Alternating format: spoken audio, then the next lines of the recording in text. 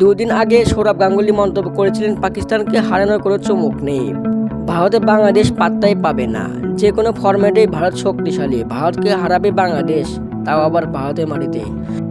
সৌরভ গাঙ্গুলীর এগুলো মন্তব্যতে একমত হতে পারছে না ভারতীয় ব্যাটার শুভমান গিল।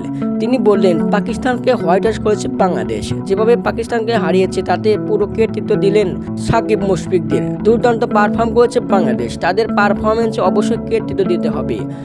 ভারত বাংলাদেশ সিরিজ নিয়ে শুভমান গিল বললেন, বাংলাদেশের বিপক্ষে খেলা মোটেও সহজ হবে না, ঘরে মাঠে খেলা এই সিরিজ নিয়ে বেশ সতর্ক থাকতে হবে বলে মনে করেন এই ব্যাটার। এক সাক্ষাৎকারে গিল বললেন, আমার মনে হয় না কোনো দেশকে খাটো করে দেখা উচিত নয়, পাকিস্তানে গিয়ে বাংলাদেশ যেভাবে খেলেছে তা সত্যিই অসাধারণ। Tiger pace bowler, spin bowler, middle ব্যাটাররা যেভাবে চাপে থেকে খেলেছে সেটা কোনোভাবে ছোট করে দেখা যায় না। বাংলাদেশকে শুভেচ্ছা সিরিজ জয়ের জন্য। আমার মতে বাংলাদেশের বিপক্ষে হাড্ডাহাড্ডি লড়াই হবে, বেশ রোমাঞ্চকর ম্যাচ হতে যাচ্ছে বাংলাদেশের বিপক্ষে।